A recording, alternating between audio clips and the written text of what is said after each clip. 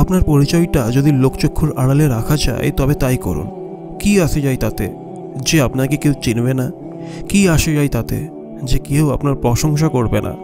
মানুষের সমালোচনা আপনাকে কেন বিচলিত করবে যদি আপনি মহান আল্লাহর কাছেই প্রশংসনীয় হন? যার প্রত্যাশা যত বেশি তার অভাবও তত বেশি। প্রত্যেকে তার অভাবের সমান দুঃখী। খুব বেশি ভালো থাকবেন যখন মানুষের কাছে প্রত্যাশা কম রাখবেন। কারোর চাকচিক্য জীবন থেকে আফসোস করবেন না। গিয়ে দেখবেন তাদের অনেকেই প্রতিদিন মাত্র 5 বার রবের সামনে দাঁড়ানোর ফুরসত নেই। সুখ তখন থেকেই মানুষের জীবনে আসা শুরু করে যখন থেকে সে আল্লাহর কাছে তার অভাবের অভিযোগ বাদ দিয়ে যে নিয়ামতগুলো তার কাছে আছে তার শোকর আদায় করা শুরু করে। দুনিয়া হলো শয়তানের মদ, যেতে চুমুক দেয় মৃত্যুর মিছিলে সামিল হওয়া অবধি তার নেশা কাটার সুযোগ নেই। সেই রবের ব্যাপারে গাফেল হওয়া থেকে সতর্ক থাকো, যিনি তোমাকে জীবিকা দান করেছেন, তোমার নিঃশ্বাস নেওয়ার অনুমতি দিচ্ছেন, আর তোমার যা প্রয়োজন তা চাওয়ার আগেই দিয়ে দিচ্ছেন। একদিন নিশ্চয়ই আল্লাহ চোখের পানিগুলো মুছে দেবেন, অন্তরগুলো প্রশান্ত করে দেবেন। তুমি শক্ত হয়ে জমে থাকো, কখনো ঝরে যেও না। নির্দিষ্ট একটা সময়ে এসে বুঝতে পারবেন মৃত্যু ব্যতীত আর কেউ আপনার অপেক্ষায় নেই। কাল থেকেই শুরু করব। কে বলেছে তোমার জীবনে কাল আসবে? দেখো না তোমার আশেপাশে কত যুবক ঘুমায় আর উঠে না। সেও তো বলতো কাল থেকে শুরু করবে, কিন্তু তার কাল এখন শুধুই পরকাল। কাউকে আপনার চেয়ে ভাগ্যবান মনে করে নিজের জন্য আফসোস করবেন না, কারণ আপনার ভাগ্যে তাই আছে যা আপনার জন্য কল্যাণকর। প্রতিটা মানুষই পরীক্ষার মধ্যে আছে, হয় নিয়ামতের পরীক্ষা যেটা দিয়ে যাচাই করা হচ্ছে ব্যক্তি কতটা কৃতজ্ঞ, অথবা দুঃখ দুর্দশার পরীক্ষা যেটা দিয়ে যাচাই করা হচ্ছে ব্যক্তি কতটা ধৈর্যশীল। রাসূলুল্লাহ সাল্লাল্লাহু আলাইহি সাল্লাম বলেছেন, মুনাফিকের দৃষ্টান্ত হলো ওই বকরির মতো যে উদ্ভ্রান্তের মতো 2 পালের মাঝে ঘুরতে থাকে, কখনো এই পালের দিকে আসে আবার কখনো ওই পালের দিকে যায়। সে বুঝতেই পারে না যে সে কোন দলের সাথে থাকবে। মানুষের সামনে দুমুখ হও না।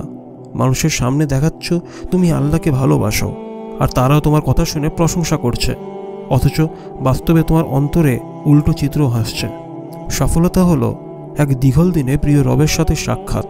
হাউজে কাউসারের তীরে দাঁড়িয়ে থাকা পৃথিবীর সবচেয়ে দামি মানুষটার হাতে এক পেয়ালা হাউজে কাউসার পান, জান্নাতে সবুজ বাগিচার প্রতিবেশী হিসেবে তার পাশে নিজের একটা ঘর। হে জীবন, বলো সফলতা লাভের জন্য এর চেয়ে বেশি আর কি চাই তোমার?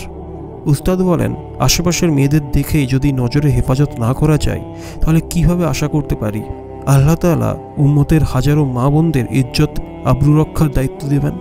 ইয়া রব, চারপাশে হাজারো নারী আনাগোনা থাকা সত্ত্বেও যার মন জুড়ে শুধু এক নারীর অবস্থান, এমন জীবনসঙ্গী যেন সব মুসলিমাদের নসিবে হয়। যে বয়সে আমি আল্লাহকে সিজদা দেওয়ার সুযোগ পাচ্ছি সেই বয়সে অনেকেই কবরে শুয়ে আছে, তাই শুকরিয়া আদায় করি, আলহামদুলিল্লাহ। রাসূলুল্লাহ সাল্লাল্লাহু আলাইহি সাল্লাম বলেছেন, তোমাদের সবার উচিত সকল প্রয়োজনে রবের কাছে চাওয়া, এমনকি জুতার ফিতে ছিঁড়ে গেলেও। কেউ দারিদ্র্যের ভয়ে হারাম খায়, আর কেউ হারামের ভয়ে দারিদ্র্য বেছে নেয়। 2 ভয়ে কত ফারাক।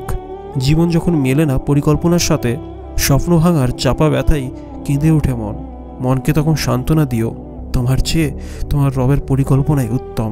জীবনে ঠিক ততখানি সরল হন যতখানি সরল হলে কেউ ঠকিয়ে যাওয়ার পরেও পায়ের তলার মাটি সরে যাবে না। দুঃখগুলো কাকে বলবেন? যাকে বলছেন হয়তো দুঃখ দিয়েছে, নয়তো দেবে, একই তো কথা। মহান রবকে বলুন, গোপনেও থাকবে, সমাধানও আসবে। শুরুটা সাধারণ হলে ভবিষ্যৎও সেরকম হবে, তা ভেবে বসবেন না। নবীরা সবাই শুরুতে রাখাল ছিলেন, কিন্তু তারাই পরে বিশ্বকে নেতৃত্ব দিয়েছেন। যিনি আপনাকে সৃষ্টি করেছেন শুধু তিনিই আপনাকে ভালোভাবে বোঝান, আর বাকি সবই ফিকে, কেবল বুঝবার অভিনয়টাই তারা করেন। কত শত শক্ত হৃদয় রাতের গভীরে ভেঙে পড়ে যায় না মাঝে, আর কতই না নরম হৃদয় অশ্রু ঝরাই মুভি দেখে। গল্পটা একই শহরের, হয়তো একই ঘরের, পার্থক্য কেবল পরিণতিতে। আল্লাহকে ভালোবাসি এই কথাটার প্রমাণ তখন হবে যখন আপনি আল্লাহর সকল আদেশ নির্দেশ মানার সর্বোচ্চ চেষ্টায় লেগে থাকবেন। নিজেকে ভালো দিনদার মনে করা শয়তানের অন্যতম চক্রান্ত। সাথে সাথে যদি নিজেকে অন্য কোনো মুসলমানের চেয়ে বেশি দিনদার মনে করা হয় তাহলে ধ্বংসের শোলে কলাপূর্ণ হয়। ভেঙে পড়ো না, নিরাশ হও না, আল্লাহর সাহায্য আসবেই, এটা আল্লাহর ওয়াদা। জেনে রেখো, আল্লাহর সাহায্য অতি নিকটে। আল্লাহর কাছে যখন কিছু চাইবেন তখন বাচ্চাদের মতো চান। বাচ্চারা যা চায় তা পাওয়ার আগ পর্যন্ত কি কখনো কান্না বন্ধ করে? অনেক মানুষ বাইরের লোকেদের সাথে অতি উত্তম আচরণ করে, কিন্তু নিজের পরিবারের সাথে খারাপ আচরণ করে। কাউকে নাম ধরে চাচ্ছেন, তাকে পাওয়া না পাওয়াটা অনিশ্চিত, কিন্তু আল্লাহ তাআলার কাছে উত্তম জীবনসঙ্গী চাচ্ছেন। পছন্দের মানুষটাকে না পেলেও উত্তম কেউ আসবে, এটা সুনিশ্চিত। আল্লাহর কাছে কাউকে নির্দিষ্ট না করে উত্তম জীবনসঙ্গী চেয়েছেন, তিনি সেরাটাই দেবেন। দুনিয়াদার লোকেদের মতো বলবেন না আমি গরিব, আমার টাকা নেই। ভেবে দেখুন, আপনি আসলে একজন লাখপতি, কোটিপতি। যদি আপনার পকেটে একটা ফুটো পয়সা না থাকে তবুও কিভাবে? আপনার শরীরে যে হৃৎপিণ্ড আছে সেটার প্রতিস্থাপন করতে প্রয়োজন লক্ষ লক্ষ টাকা। আপনার শরীরের যে কিডনি আছে সেটার প্রতিস্থাপনের খরচও কয়েক লাখ টাকা। আপনার চোখ, আপনার কান প্রতিস্থাপন করতে প্রয়োজন লাখ লাখ টাকা। এই দামি অঙ্গ প্রত্যঙ্গ নিয়ে চলছেন ফিরছেন, কেন আপনি নিজেকে গরিব মনে করবেন? আপনি তো অবশ্যই একজন কোটিপতি। অসম্ভব বলে যে বিষয়ে আপনি হতাশ হয়ে পড়েছেন, আপনি হয়তো ভুলে যান আপনার এমন একজন রব আছেন যিনি সব কিছুর উপর ক্ষমতাবান। আপনি তো শয়তানের চেয়ে নিকৃষ্ট নন। আমরা যাই করি না কেন, শয়তানের চেয়ে আমরা বেশি খারাপ নই, যদি আমাদের পাহাড় সম পাপ থাকে। যে আল্লাহ শয়তানের দোয়া ফিরিয়ে দেননি, তিনি কি আমাদের দোয়া ফিরিয়ে দেবেন? একা হয়ে যাওয়ার সবচেয়ে বড় উপকার হলো একাকিত্বের মধ্যেই বান্দা তার রবকে খুঁজে পায়। নিঃসীম শূন্যে ভেসে বান্দা বুঝতে পারে আল্লাহ ছাড়া আসলে তার আর কোনো বন্ধু নেই। একটু কষ্ট সহ্য করো, অন্তরে গেঁথে নাও একটি কথা, জান্নাতের প্রথম মুহূর্তেই তুমি ভুলে যাবে দুনিয়ার সব দুঃখ কষ্ট। দুনিয়ার সব কিছুর জন্যই আমরা প্রস্তুতি নিই, চাকরির জন্য, কেরিয়ার, বিয়ে, এমনকি নিত্য বাজার সদাই করার জন্য আমাদের একটা প্রস্তুতি থাকে, কিন্তু আমাদের কেবল প্রস্তুতি নেই মৃত্যুর জন্য। প্রথমবার হারামে জড়ানো কঠিন হয়, তারপরের বার হারামটা সহজ হয়ে যায়, তারপর উপভোগ্য হয়, তারপর মন পছন্দ, তারপর মিষ্টি, তারপর হারামটা কলবের সাথে শিল লাগা হয়ে যায়, তারপর কলব বা নাফস নতুন হারাম খুঁজতে নেমে পড়ে। ইমাম ইবনুল কাইয়িম রাহমাতুল্লাহ বলেন, গুনাহ যখন বেড়ে যায়, একাকিত্ব, হতাশা, বিষাদগ্রস্ততা তখন তীব্রতর হয়। তোমরা তোমাদের প্রিয়জনদের সাথে প্রতারণা করো না। জিজ্ঞাসা করা হলো, প্রিয়জনদের সাথে কেউ গাদ্দারি করতে পারে? হ্যাঁ পারে। তোমার কাছে তো তুমি নিজেই অত্যাধিক প্রিয়, তবুও তুমি গুনাহতে লিপ্ত হও, এটা কি গাদ্দারি নয়? মানুষ কি অদ্ভুত, চোখ থাকা সত্ত্বেও অন্ধ। নিয়ামত পেয়ে গেলে শুকরিয়া আদায় করে না। আমি বেশ কিছু মানুষকে পেয়েছিলাম যাদের কোনো দোষ ত্রুটি ছিল না, এরপর তারা মানুষদের দোষ ত্রুটি নিয়ে কথা বলা শুরু করলে আল্লাহ তাদের কিছু দোষ ত্রুটি তৈরি করে দিলেন। আবার এমন কিছু মানুষকে পেয়েছিলাম যাদের দোষ ত্রুটি ছিল, তারা মানুষের দোষ ত্রুটির ব্যাপারে নীরবতা অবলম্বন করেছিল, ফলে আল্লাহও তাদের দোষ ত্রুটি ঢেকে দিয়েছিলেন।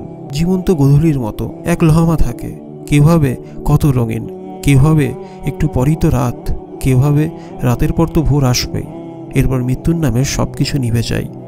যদি শূন্যতা, একাকিত্ব তোমায় ঘিরে ফেলে, তবে তুমি ভয় পেও না এবং দুঃখিতও হও না। এটি তোমার জন্য একটা সতর্ক বার্তা মাত্র, এটা জানান দেওয়ার জন্য যে দুনিয়াবি সব সম্পর্ক ধোঁকা, তাছাড়া আর কিছুই নয়। একমাত্র রবের সাথে গড়া সম্পর্কই শ্রেয়। দিনকে আঁকড়ে ধরতে গিয়ে ত্যাগ করতে হয় সাময়িক কিছু আনন্দ আর উচ্ছ্বাস, কিন্তু তার বিনিময়ে অন্তরে যে প্রশান্তি আল্লাহ সুবহানাহু তাআলা ঢেলে দেন, সেটা তো অমূল্য। তোমরা কাঁদো, আর যদি কান্না না আসে তাহলে অন্তত কাঁদার ভান করো। যার হাতে তোমার প্রাণ, সে সত্তার কসম, যদি তোমরা আখিরাত সম্পর্কে জানতে, তাহলে তোমাদের কেউ হয়তো এইভাবে চিৎকার করত যে তার গলার আওয়াজ চলে যেত, আর কেউ হয়তো এত সালাত আদায় করত যে তার কোমর ভেঙে যেত। তো বন্ধুরা, এই ছিল আজকের ভিডিওটি যদি একটু হলে ভালো লেগে থাকে তাহলে অবশ্যই একটি লাইক করবেন, আর চ্যানেলে যদি নতুন হয়ে থাকেন তাহলে অবশ্যই চ্যানেলটিকে সাবস্ক্রাইব করে বেল আইকন প্রেস করে দেবেন এবং কমেন্টে একটি আমিন লিখে যাবেন। তো চলুন, দেখা হবে পরের ভিডিওতে ইনশাআল্লাহ।